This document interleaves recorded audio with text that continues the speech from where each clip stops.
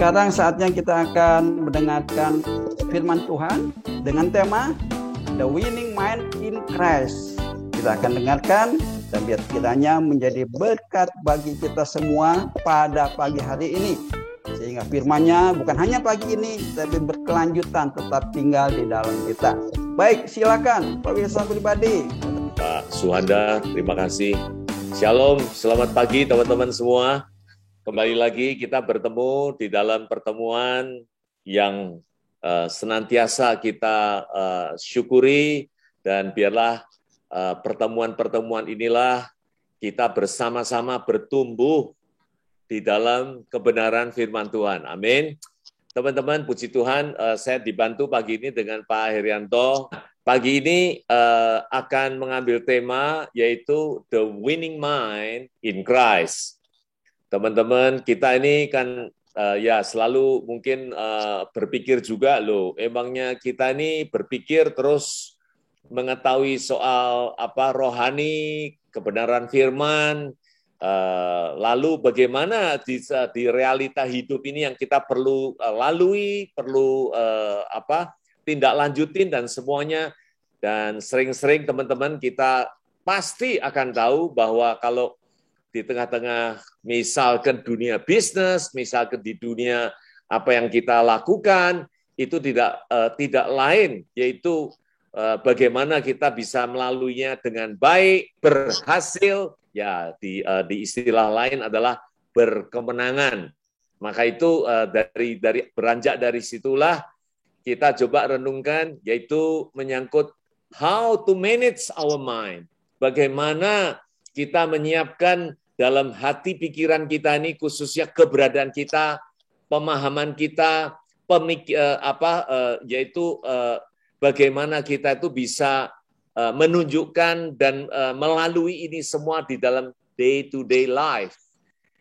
Nah, kita tahu keadaan dan semuanya ini sungguh secara drastis dan banyak perubahan yang terjadi.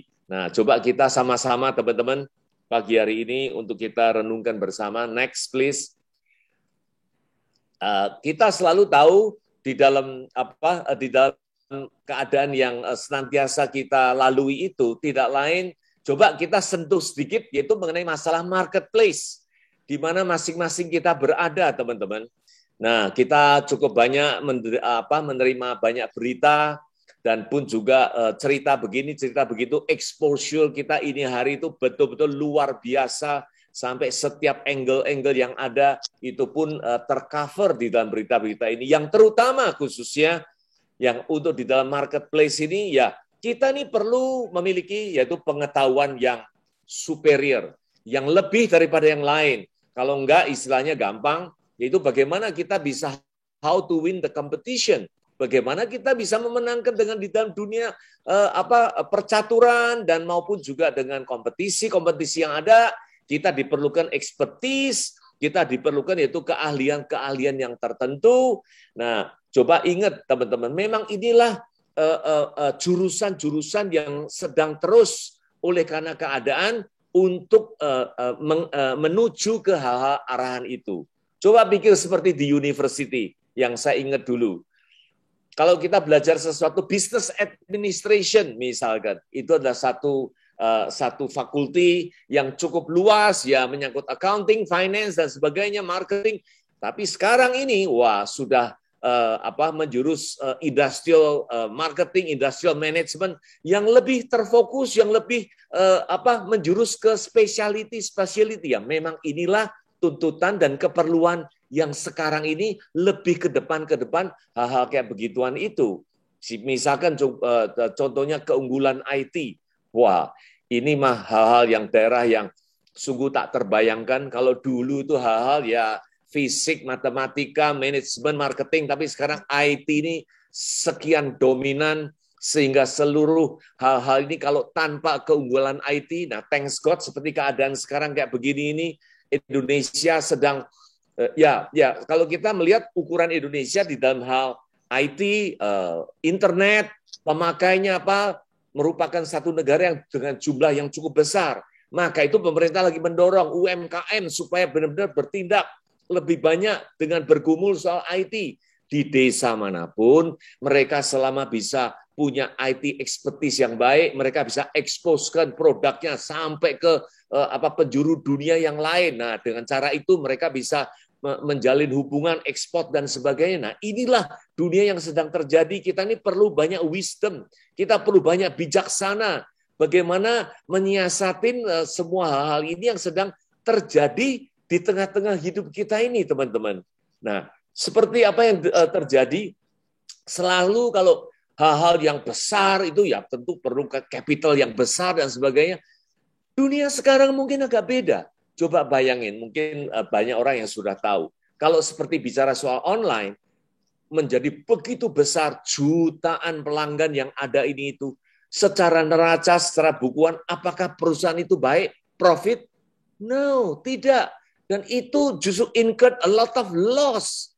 Tetapi oleh karena marketing, oleh karena customer base-nya yang senantiasa berkembang, dan orang melihatnya sekarang ini apa? Potensial ke depannya. Bagaimana mengembangkan dunia ini dan potensialnya masih bagus. Nah, investor pun dengan penuh keyakinan untuk menginvest, untuk menorokin dana, masuk terus menjadi besar. Nah, hal-hal yang dimulai dari awal yang sederhana karena memiliki teknologi, karena memiliki certain market segment yang tepat, yang baik. Nah, contohnya seperti Hello Doc, misalkan. Wah, ini kan dulu kan orang nggak kepikir. Nah, Hello Doc mulai tap dengan market tertentu oleh karena kebutuhan pengobatan dan sebagainya, convenient, cepat, dengan ini itu tidak mesti harus pergi ke tempat apotek. Nah, dengan cara-cara gini, langsung bertumbuh dengan baik. Nah, competition pun sekarang muncul dengan segala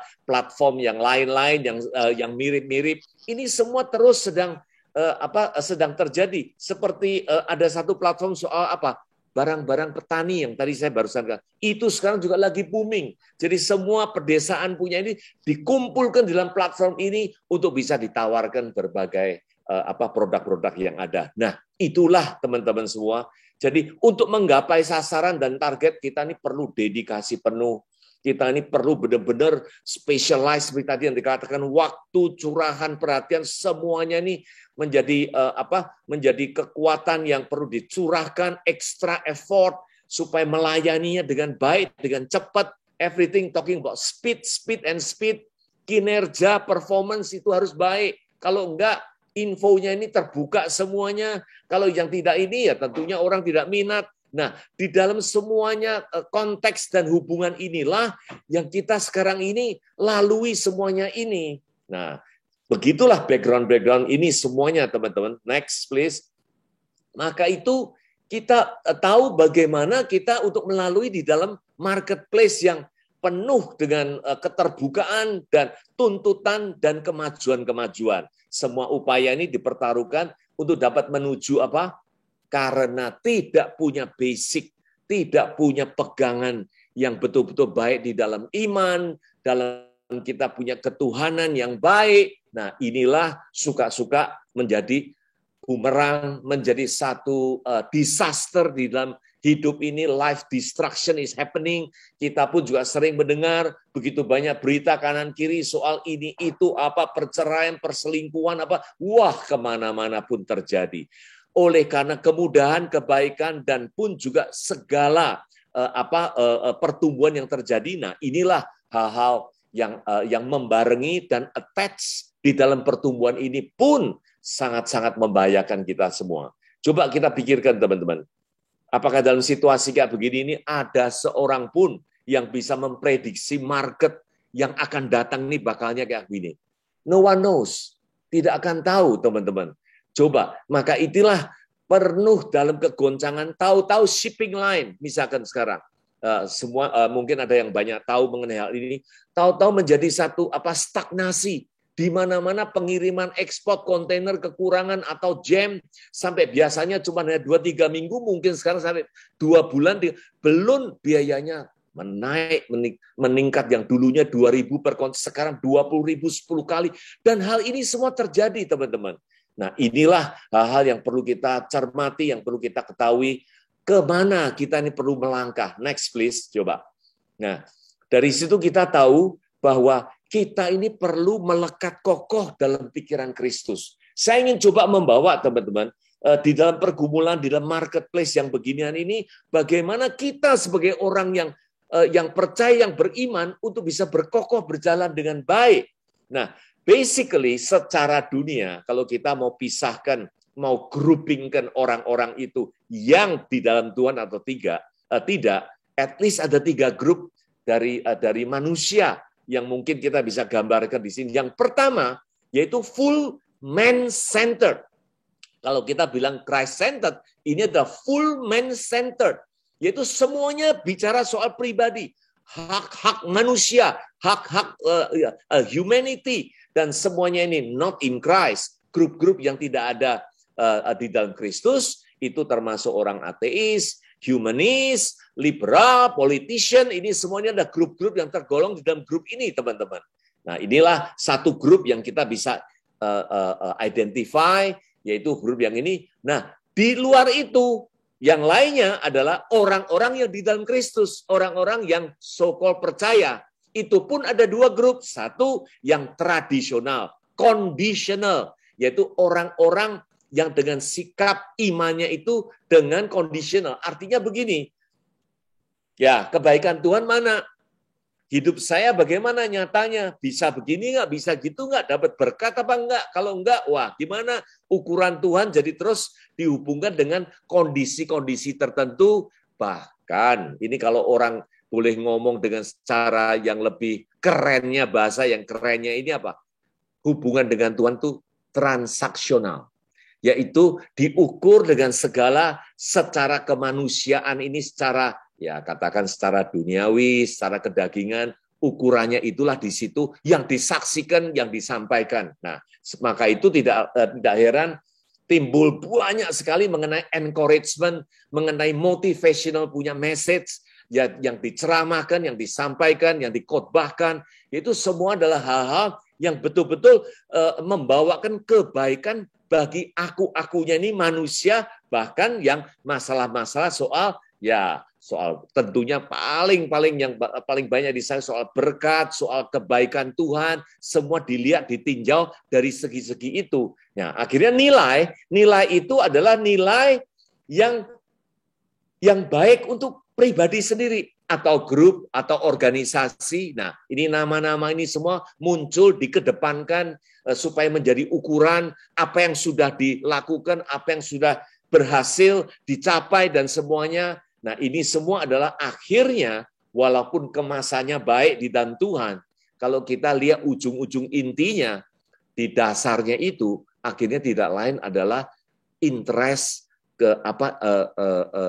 keperluan-keperluan yang memang menjadi tujuan pribadi maupun grup tertentu, teman-teman. Nah, inilah kira-kira corak-corak yang kita bisa identitaskan. Yang ketiga, tidak lain adalah yang fulfill Christ-centered group.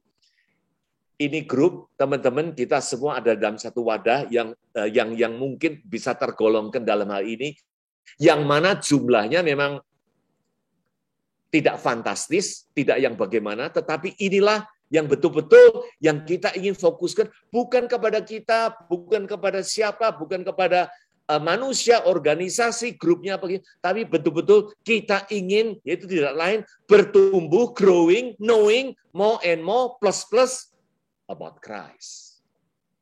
Inilah menjadi dasar tujuan yang perlu kita ambil. Nah, sejalan dengan inilah yang kita katakan, kita ingin berkokoh di dalam pikiran Kristus, berjalan selanjutnya ke depan. Nah, itulah teman-teman sedikit gambaran dari background yang ada. Next, please. Ya. Nah, dari situ makanya kita semua tahu, teman-teman, untuk semuanya ini kita coba menengok sedikit. Ya, ini kita sudah tahu semua, tapi coba kita refresh kembali. Posisi kita manusia itu sebetulnya di mana sih? Emangnya bukannya aduh kebaikanku apa bagaimana segala macam. Nah, ini bagaimana sih? Tapi kalau kita jujur mengatakan seperti Roma 7 ayat 14, aku bersifat daging. Ini yang bicara ini Paulus, teman-teman. Rasul yang boleh dikatakan yang terbesar, yang mengatakan aku ini bersifat daging, terjual di bawah kuasa dosa. Coba bayangin, that is the nature of human, that is the nature of man. Jadi udah terjual, namanya terjual. Itu intinya apa? Udah nggak berdaya, udah memang dikuasai, udah memang bukan bisa berbuat apa-apa lagi, udah terjual kemana? Di bawah dosa, teman-teman. Inilah nature yang memang manusia itu berada di dalam posisi ini. Supaya kita tahu, teman-teman, dari mana posisi kita yang berada ini, kenapa kita lanjutannya mesti begini, mesti begitu. Hal yang lain, 1 Yohanes mengatakan begini, kalau kita di dalam dunia, ini selalu manusia dirudungin apa? Keinginan daging, yaitu keinginan mata, melihat ini, melihat itu, menjadi satu hasrat atau nafsu atau apa yang perlu inginkan begitu.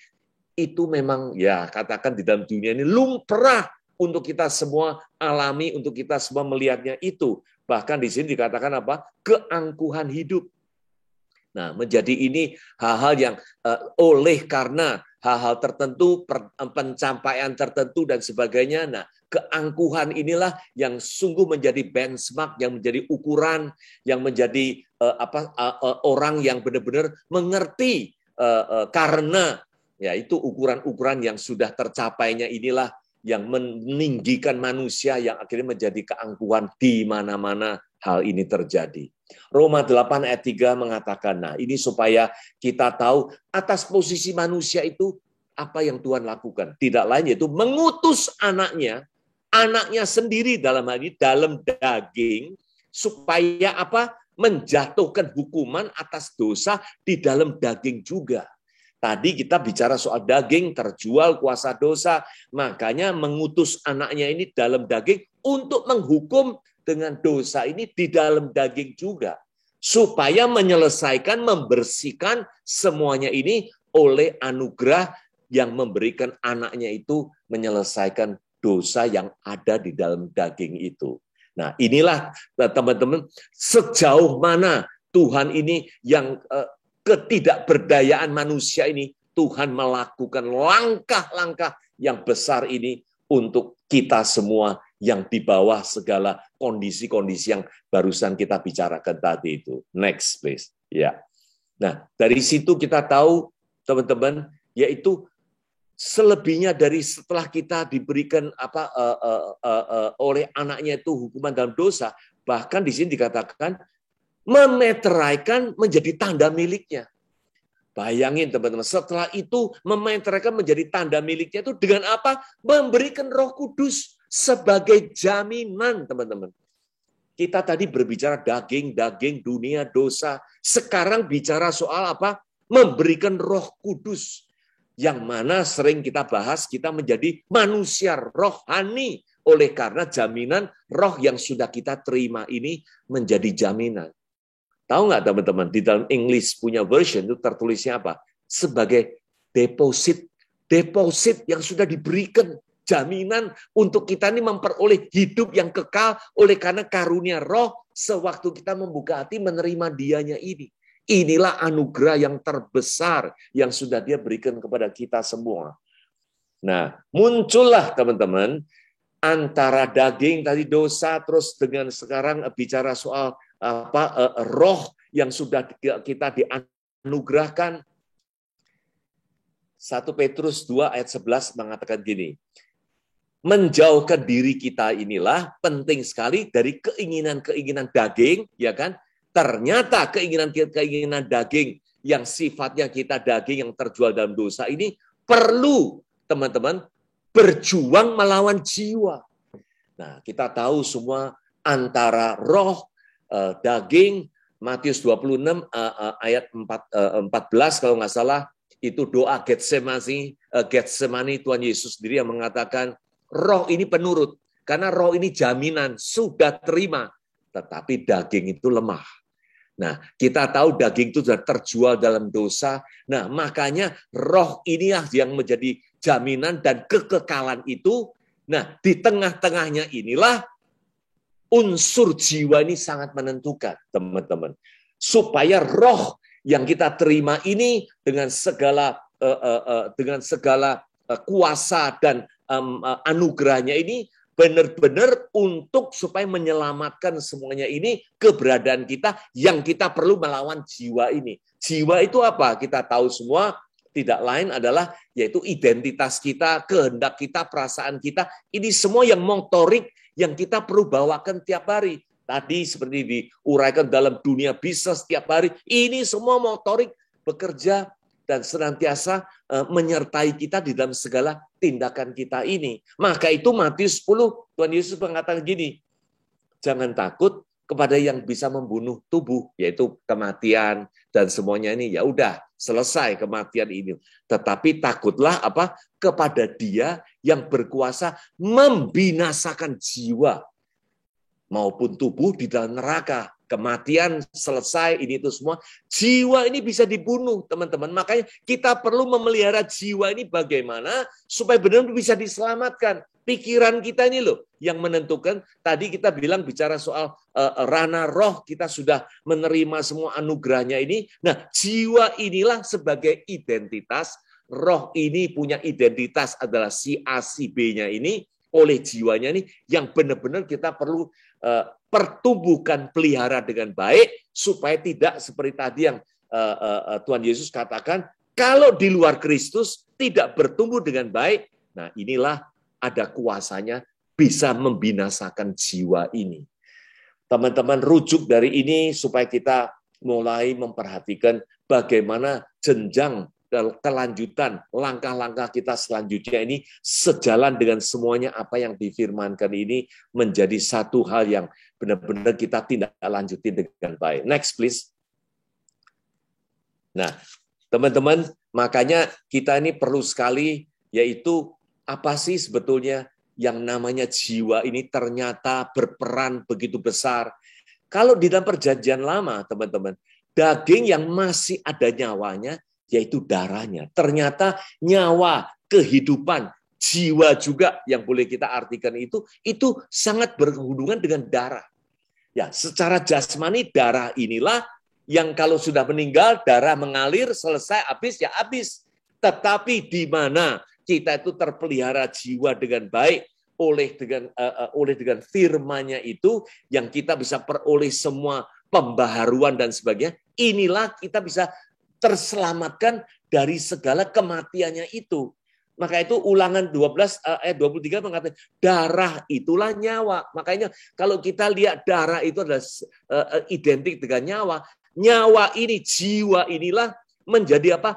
Tujuan yang terakhir iman kita, yaitu keselamatan jiwa kita ini. Jadi iman kita ini tujuannya bertumbuh dalam Kristus, mengenal Dia dengan baik, terpelihara semuanya ini dengan baik di dalam Kristus, kita bisa terus memiliki semua pengenalan akan Dia, supaya kita ini tetap ada di dalam Dia dan berbuah. Nah, inilah hal-hal supaya keselamatan jiwa ini kita bisa meraih dan bersama-sama di dalam roh yang sudah menjadi jaminan kita ini masuk ke dalam kekekalannya. Nah, inilah perjalanan hidup kita yang kita bisa lihat ke depan apa yang menjadi tindak tanduk dan tindakan kita untuk selaras dengan jalan ini. Next please. Ya. Teman-teman, inilah sedikit supaya kita tahu bahwa mindset kita ini begitu penting di dalam segala ini. Nah, di dalam hal yang lain kita tahu kalau daging itu udah terjual, sekarang roh itu jaminan yang kita udah itu kan posisi kita kayak gitu. Nah, coba kita melihat lebih dalam lagi teman-teman, yaitu manusia lama kita ini. Kalau kita bilang kita terima Kristus, itu kita turut disalibkan. Jadi turut disalibkan, jangan menghambakan diri kepada dosa. Jadi itulah jalannya kita turut disalibkan. Maka itu kalau kita sudah turut disalibkan seperti perintah Tuhan, kita perlu menyangkal diri, kita perlu memikul salib. That is the end of me. Maka itu di dalam segala hal itu bukan lagi aku, ukuran aku seperti tadi yang kita sempat sharingkan, bukan ukuran aku dapat benefit ini, benefit. Tidak, itu semua udah bukan lagi hak yang kita bisa tuntut atau bisa proklaim atau bisa menjadi satu ukuran yang Tuhan akan lihat. Tidak, kita ini kalau terima Tuhan Yesus, kita pun turut sudah disalibkan. Sudah tidak ada bagian kita lagi. Roma 11 ayat 36 bahkan kita semua tahu, yaitu semuanya itu dari Dia, oleh Dia, dan kembali kepada Dia. Jadi kita inilah teman-teman di dalam such a position ini, tidak lain Yohanes 15 pun mengatakan, kembali aku ulang-ulang sering ini, yaitu kita perlu tinggal di dalam Dia. Sudah jangan pikirkan kitanya bagaimana katakan menuntut ini, menuntut itu atau gimana, bukan. Tapi kita perlu hanya tinggal di dalam Dia supaya kita ini bisa berbuah. Kalau tidak, kita tidak bisa berbuah. Nah, di dalam Dia inilah yang kita hanya sekarang fokus kepada Kristus supaya kita benar-benar selaras dengan apa yang Dia inginkan itu. Kalau tidak, ya kita tidak bisa berbuah apa-apa. Kalau kita di dalam Dia, itulah buah itu, firman itu yang di dalam kita ini growing. Menjadi bertumbuh 160, 30 kali seperti apa yang diutarakan ini semua. Teman-teman coba renungkan. Inilah betul-betul menjadi dasar dari apa yang kita perlu ketahui. Contohnya perumpamaan yang Tuhan Yesus sering katakan. Tidak lain soal apa? Soal mina. Soal talenta. Soal harta yang terpendam. Soal mutiara yang berharga. Matius 13. Terus itu soal talenta, soal mina. Lukas 19 kalau nggak salah. Itu semua bicara soal kita perlu bertumbuh. Kalau yang satu tinggal satu, nah itulah yang akhirnya akibatnya yang kita semua tahu, teman-teman. Maka itu sering dan penting sekali. Nah ini semua perumpamaan nih. Jangan dikira nih menyangkut soal hal-hal yang duniawi. Tidak. Kembali semuanya ini adalah pengenalan akan Kristus itu yang menjadi perumpamaan yang Tuhan Yesus beritahukan kepada murid-muridnya semuanya itu. Dari situlah kita tahu kita nih benar-benar hanya oleh anugerahnya dan kita hanya perlu fokus di dalam Kristusnya itu. Next please, teman-teman. Ya. Nah, dari titik tolak inilah teman-teman kita tahu. Nah, kalau sudah di dalam Kristus terus bagaimana dong? Nah, ini loh. Kolose 3 ayat 10 mengatakan mengenakan manusia baru yang terus-menerus diperbarui. Untuk apa teman-teman? Ini yang kita perlukan seperti tadi yang dikatakan di dalam marketplace, memperoleh pengetahuan yang benar, yaitu sesuai dengan gambar kaliknya itu. Kita perlu diperlengkapi supaya kita kalau di dalam Kristus memperoleh pengetahuan yang benar tentang gambarnya Sang Pencipta itu, yaitu Yesus Kristus Tuhan itu, bagaimana untuk kita terus diperbarui dari waktu ke waktu, terus-menerus. Artinya tidak berkesudahan, kita terus sharingkan untuk kita betul-betul mendapatkan makanan rohani untuk kita dapat hidup dengan kokoh berjalan di depan. Nah, Matius 13 yang kita tahu mendengar firman-Nya itu dan mengerti. Maka itu yang sering saya katakan dengan teman-teman, entah teman-teman bisa sharingkan. Banyak orang mengatakan gini, ya pokoknya yang penting percaya. Yang penting percaya, kalau percaya sudah ya sudah selesai, oke lah, udahlah, yang lainnya tinggal terus udah nggak usah complicated, udah nggak usah bagaimana ini itu, ya cukup dengan itu terus dengan segala ini ngikutin lah, atau di dalam grup ini ngikutin begitulah ini itu. Jadi tidak ada satu kehendak, kemauan untuk bertumbuh menjadi dewasa. Karena dengan pikiran, ya pokoknya yang penting percaya, udah titik. Justru di dalam ayat hati ini teman-teman, supaya kita tergugah. Menurut saya, percaya saja tidak cukup. Percaya dan mengerti. Inilah menjadi inti dari kehidupan kita di dalam Tuhan. Jadi tidak sekedar hanya percaya, betul-betul mengerti. Mengerti, bertumbuh seperti apa yang firman yang disampaikan kita ini dapat berbuah.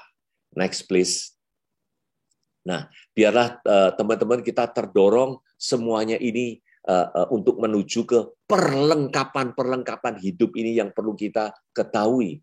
Efesus 4 ayat 13 mengatakan gini, kalau kita udah memiliki kesatuan iman, yaitu dasar Kristus yang kita peroleh ini, pengetahuan yang benar tentang anak Allah. Ini mungkin saya pernah sharingkan juga, Jadi pengetahuan yang kita perlukan itu tidak lain yaitu tentang anak Allah. Bukan pengetahuan yang lain. Ini dasar yang penting, ini fokus yang penting, perlu menjadi arahan kita. Yaitu pengetahuan benar tentang anak Allah. Anak Allah itu bagaimana, wujudnya apa? Pak Girsang sering sharingkan, yang sudah menjadi Tuhan itu sudah menjadi roh, yang memberikan hidup dan semua. Nah, ini yang perlu kita ketahui. Bukan lagi yang dulunya cuma hanya melakukan mujizat jalan di atas air, tetapi setelah itu wujud kembali kepada roh yang memberikan hidup dan dalam kekekalan dan selanjutnya dan selanjutnya. Nah, inilah pengenalan tentang anak ini, anak Allah ini yang perlu kita pertumbuhkan dengan baik. Kedewasaan penuh. Perhatikan teman-teman, kalau bicara soal dewasa, baik di Ibrani maupun di 1 Korintus, selalu dikaitkan bukan dewasa kita nih mahir bisa gini, dulu nggak bisa doa, sekarang bisa. Bukan soal itu teman-teman. Selalu dikaitkan kalau bicara soal dewasa, makanan keras, karena memang ini menjadi tuntutan pertumbuhan kita, bukan minum susu, selalu yaitu bagaimana kita dewasa di dalam Kristus ini, yaitu pengenalan akan anak Allah ini. Dilanjutkan dengan kepenuhan Kristus.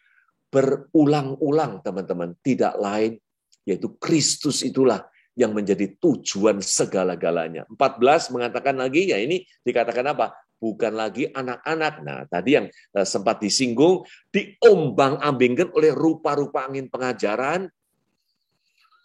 Ya, inilah teman-teman yang bisa rasakan sendiri, mendengar ini, mendengar itu, bahkan ada yang mendengar, wah kedatangannya begini tahun ini, dan wah serba berusuh. Anda juga sudah banyak men-sharingkan hal ini semuanya.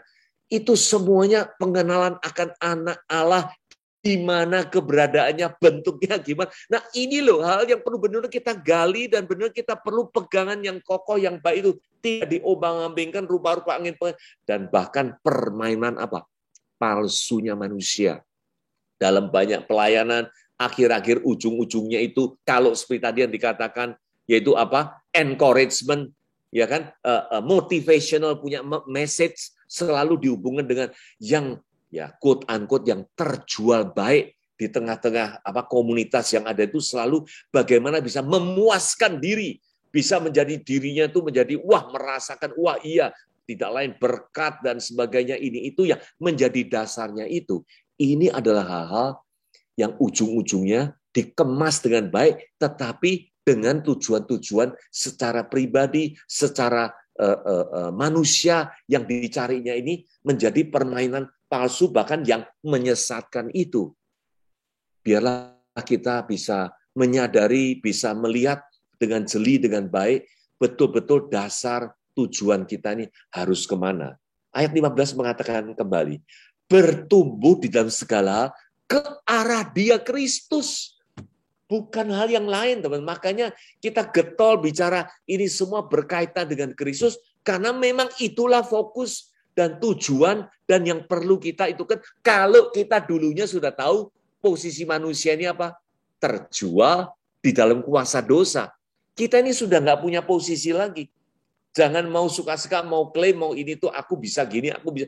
No longer is a big zero. Nah, seperti yang sering saya katakan demikian juga. Maka itu kita betul-betul sepenuhnya tunduk. Kita mau betul-betul mengenal hanya yaitu tentang pengenalan yang benar tentang anak Allah itu, yang adalah kepala yang sudah tersusun dengan baik. Efesus 1 ayat 22, Efesus 2 ayat 23, kalau tidak salah, ini semuanya tersusun rapi. Dialah kepala, kita ini semua tubuh-tubuh anggotanya. Sudah belum? Tentunya sudah. Karena itu telah ditunjuk sebagai kepalanya, kita ini anggota. Nah, gini-gini inilah teman-teman yang menjadi benar-benar ranah pemahaman kita yang baik. Kita jangan sampai terkecoh dengan hal ini, masih menantikan, masih ini itu. Dan bukan hal begitu pemikiran yang perlu kita peroleh. Ini penting sekali. Ini menjadi dasar yang kokoh yang perlu kita miliki bersama, teman-teman.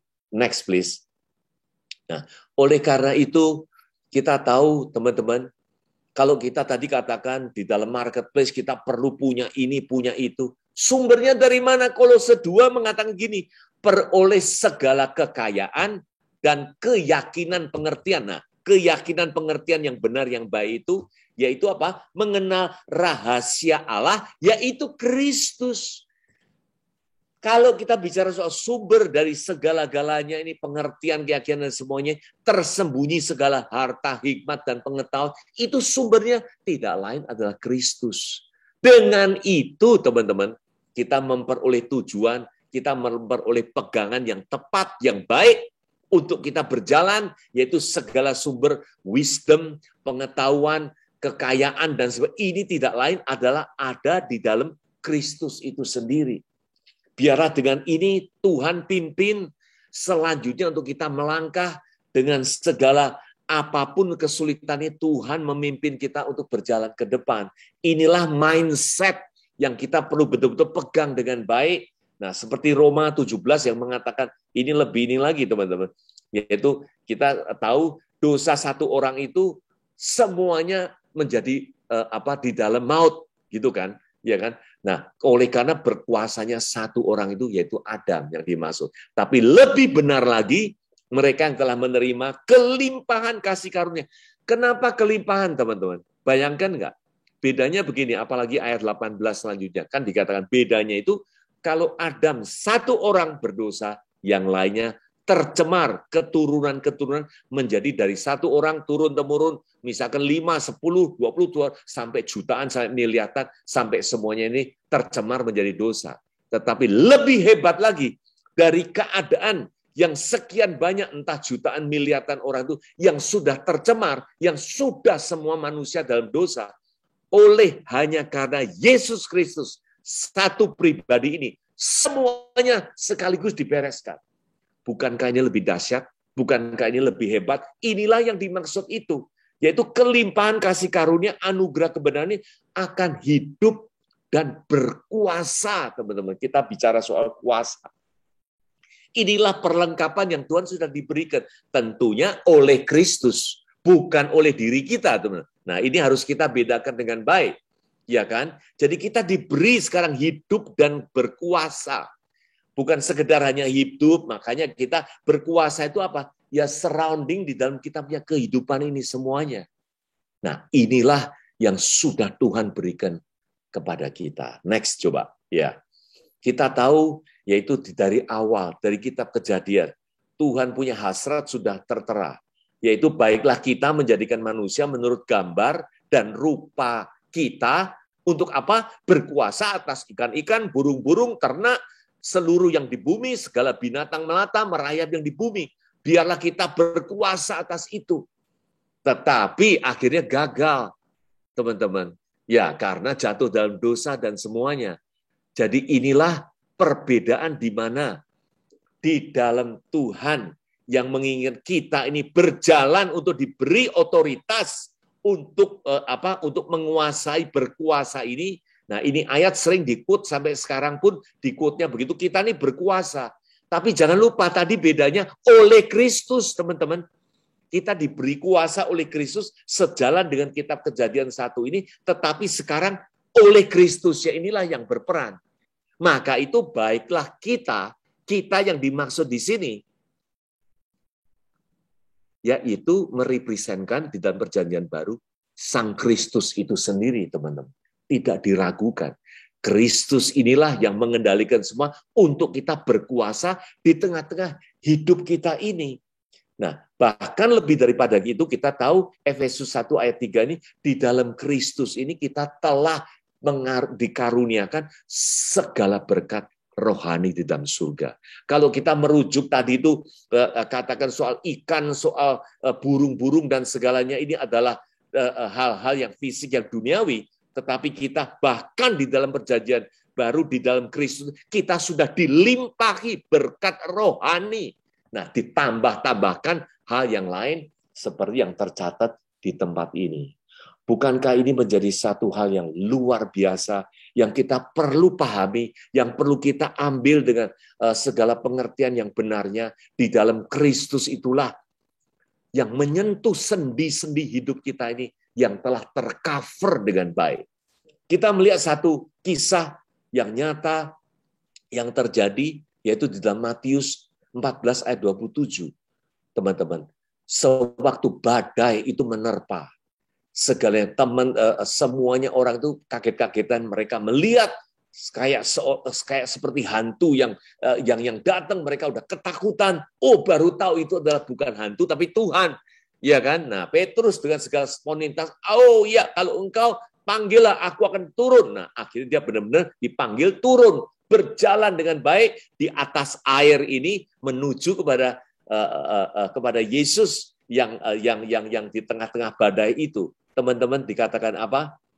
Sewaktu Petrus, kita tahu semua kisah ini, sudah mulai melihat kanan kiri, sudah melihat bukan fokusnya kepada Tuhan Yesus lagi, dia mulailah mengalami ketenggelaman itu. Nah, jawaban Yesus dalam hal ini adalah, tenanglah, dengan tanda seru, aku ini, jangan takut. Nah, tenanglah, aku ini, Inggrisnya lebih telak lagi, teman-teman, yaitu it is me.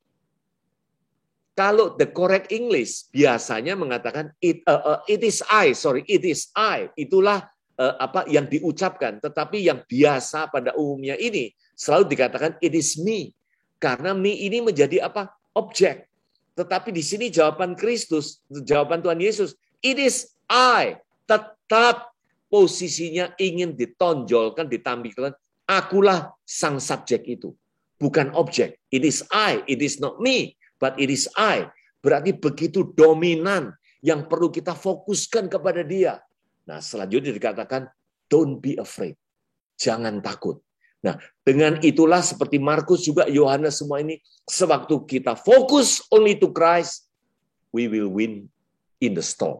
Kita akan betul-betul menang di dalam segala cuaca yang akan kita hadapi ini.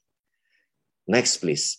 Teman-teman, biarlah ini menjadi satu pemahaman yang baik supaya kita tahu, supaya kita ngerti bagaimana situasi yang kita sudah peroleh di dalam kelimpahan Kristus yang begitu luar biasa itu. Matius 6:33 ini semua ayat sudah kita tahu, yaitu carilah dahulu kerajaan Allah dan kebenaran, yang lainnya semua akan ditambahkan. Sesuai dengan apa yang tadi sudah dijelaskan. Sewaktu kita fokus kepada Kristus, mencari kebenaran, mencari kerajaannya, ini semua tidak lain, semuanya adalah soal Kristus, yang lainnya, yang semuanya ini akan ditambahkan. Semuanya akan ditambahkan, teman-teman. Bahkan di Roma 8 ayat 37 dikatakan gini, jadi dalam semuanya ini kita ini lebih dari orang-orang yang menang. Ya, ini semua istilahnya kita udah sering dengar, yaitu lebih dari pemenang. Saya herannya begini, jadi yang disebut menang itu pasti melalui battle. Itu baru keluar sebagai pemenang, kan? Gitu kan? Jadi melalui peperangan akhirnya keluar sebagai pemenang. Tapi kenapa di sini ada kata-kata lebih? Apa artinya lebih dari pemenang itu, teman-teman? Tidak lain, walaupun kita melalui battle, tetapi yang sungguh dahsyat dan sungguh ajaib, kita tidak ikut di dalam battle itu, dan akhirnya kita keluar menjadi pemenang. Maka itu disebutkan lebih dari pemenang. Karena yang ini semua ini sudah Kristus menangkan. Sudah Kristus anugerahkan. Sudah Kristus, istilah kasarnya itu, bereskan semua masalah-masalah yang ada. Bukankah ini satu hal yang luar biasa, teman-teman? Biarlah mindset ini pegang baik-baik. Tetap fokus kepada dia. Bro Girsang pernah sharing yang menyentuh hati saya. Gini, masalah-masalah yang ada, teman-teman, kalau kita melihat ukuran diri kita sendiri, kadang-kadang dengan masalah, wah iya ya, wah bahkan masalahnya begini. Jangan lupa, kalau unsur Tuhan di dalam Kristus itu sudah ada dalam diri kita, berapa gede Sang Kristus, Sang Pencipta itu sudah ada dalam kita. Dibandingkan dengan problem atau masalah yang ada, berapa kecilnya jadinya. Nah, dengan itulah encouragement yang betul-betul yang kita miliki ini, kita betul-betul dipimpin di dalam pimpinannya ini untuk dapat melalui, dan seperti dikatakan ini, lebih dari pemenang. Terakhir, next please, teman-teman. Biarlah kita ketahui bahwa segala hal ini sangat penting sekali, yaitu tertera di dalam Lukas 24 ayat 44. Supaya kita memahami dengan baik. Di sini dikatakan gini, inilah perkataanku, ini perkataan Kristus sendiri, teman-teman, yang telah kukatakan di dalam sebelum ayat ini berulang kali Kristus memang sudah mengatakan, yaitu segalanya ini akan digenapi, akan digenapi. Nah, di titik ini dikatakan ketika aku masih bersama-sama dengan kamu, kamunya ini siapa teman-teman? Apakah pembaca sekarang? Pasti kita yakinin tidak.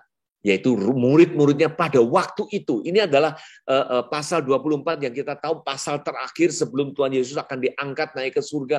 Momen-momen yang terakhir yang menampakkan diri di dunia itu. Nah, itulah bersama-sama dengan kamu saat itu yang dimaksud.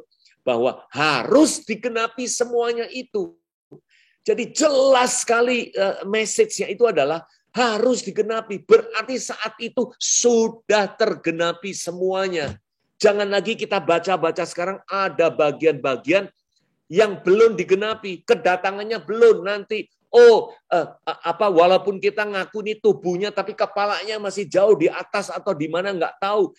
Pemahaman-pemahaman gini ini biarlah betul-betul kita bersihkan dengan baik. Kita mengetahui kalau ini dikatakan harus digenapi sebagian. Bukan teman-teman, jelas dikatakan semuanya. Maka itu Ibrani 11 ayat 1 mengatakan apa? Bukti dari segala sesuatu yang tidak kelihatan. Udah menjadi bukti teman-teman. Udah menjadi kalau kita dunia perdagangan, sudah issue invoice, sudah issue surat jalan, udah ada tanda terimanya, segalanya udah done. So that is where the stage yang kita berhubungan dengan Tuhan itu, karena segalanya ini sudah digenapi. Tentang tertulis apa? Tentang aku. Nah, ini tentang aku inilah. Misalkan Taurat lah, nabi-nabi, atau kitab-kitab Mazmur. Saya ingin mengajak coba mungkin di luar ini, Bro Herianto, kalau bisa, coba bisa lihat dari ayat yang terkutip dari Yesaya 40 ayat 31. Bisa nggak? Coba dibukakan Yesaya 40 ayat 31. Coba kita renungkan baik-baik. Bagaimana untuk memahaminya lebih tepat? Karena dengan tadi yang dikatakan, semuanya ini sudah tergenapi. Apa yang tertera di dalam seluruh kitab itu tentang aku. Nah, seperti ayat ini dikatakan. Ini ayat terkenal sekali. Orang-orang menanti-nantikan Tuhan untuk mendapatkan kekuatan yang baru.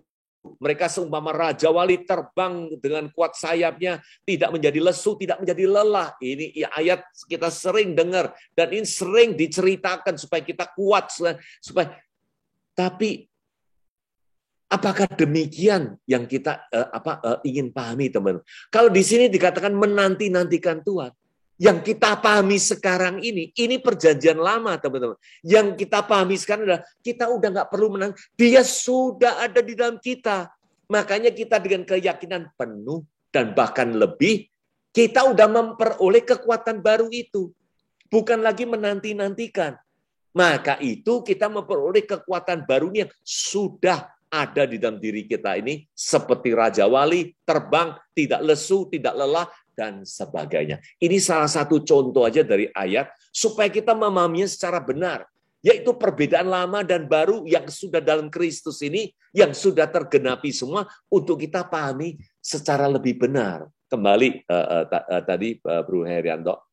Nah, supaya kita tahu teman-teman, inilah begitu dahsyat yang luar biasa yang perlu kita pegang dengan baik. Ayat selanjutnya, teman-teman, inilah menjadi pintu gerbang yang penting. Yaitu dikatakan apa? Lalu ia membuka pikiran. Teman-teman, bukankah kalau lalu itu berarti didahului sesuatu?